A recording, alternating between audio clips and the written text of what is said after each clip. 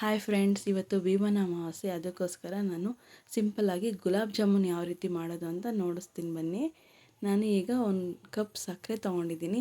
ಅದಕ್ಕೆ 2 ಕಪ್ ನೀರು ಹಾಕಿ ಪಾಕ ಮಾಡಲು ಇಟ್ಟಿದ್ದೀನಿ. ನಮಗೆ ಜಾಸ್ತಿ ಗಟ್ಟಿ ಪಾಕ ಬೇಡ, ಜಾಸ್ತಿ ಎಳೆ ಪಾಕನೂ ಬೇಡ, ಮೀಡಿಯಮ್ ಸಾಕು. ಈಗ ನಾನು ಯಾವ ರೀತಿ ಇಟ್ಟು ಕಳಿಸ್ತೀನಿ ಅಂತ ನೋಡೋಣ ಬನ್ನಿ. ನಾನು ಅರ್ಧ ಗ್ಲಾಸ್ ಹಾಲಲ್ಲಿ ಸ್ವಲ್ಪ ಸ್ವಲ್ಪ ಹಾಕಿ ಮ್ಯಾಶ್ ಮಾಡಿದ್ದೀನಿ. ಈಗ ಇನ್ನೊಂದು ಗ್ಲಾಸ್ ನೀರು ಹಾಕ್ಕೊಂಡು ಫುಲ್ಲು ಅದಕ್ಕೆ ಕಲಿಸ್ಕೊಂಡಿದ್ದೀನಿ. ಜಾಸ್ತಿ ನೀರಿನ ಅವಶ್ಯಕತೆ ಇರಲ್ಲ, ಒಂದೇ ಸಮ ನೀರು ಹಾಕ್ಬಾರ್ದು, ಸ್ವಲ್ಪ ಸ್ವಲ್ಪನೇ ಹಾಕ್ಕೋಬೇಕು.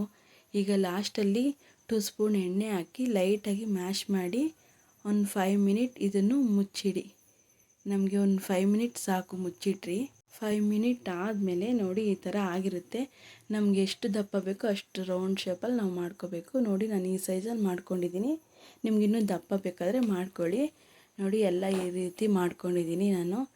ಈಗ ಇದನ್ನು ಒಂದು ಪ್ಯಾನ್ ಇಟ್ಬಿಟ್ಟು ಅದಕ್ಕೆ ಎಣ್ಣೆ ಹಾಕಿದ್ದೀನಿ.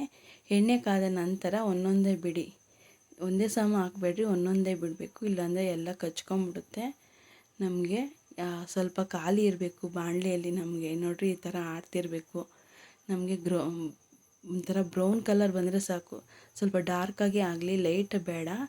ಈಗ ಒಂದು ಪ್ಲೇಟ್ಗೆ ಸರ್ವ್ ಮಾಡ್ಕೊತಾ ಇದ್ದೀನಿ. ಅದನ್ನು ನಾವು ಫಸ್ಟ್ ಮಾಡಿಟ್ಟಿದ್ದೀವಲ್ಲ ಸಕ್ಕರೆ ಪಾಕ, ಅದು ಈ ಥರ ಅಗ್ಲಕ್ಕೆ ಪಾತ್ರೆಯಲ್ಲಿ ಹಾಕಿ ಇದನ್ನು ಹಾಕಿ ನೋಡಿ ಈ ರೀತಿ ಹಾಕಬೇಕು.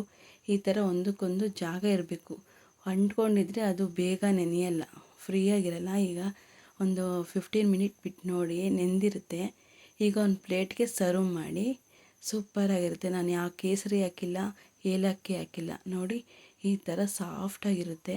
ಟ್ರೈ ಮಾಡಿ, ಸಿಂಪಲ್ಲಾಗಿ ಮಾಡ್ಕೋಬೋದು.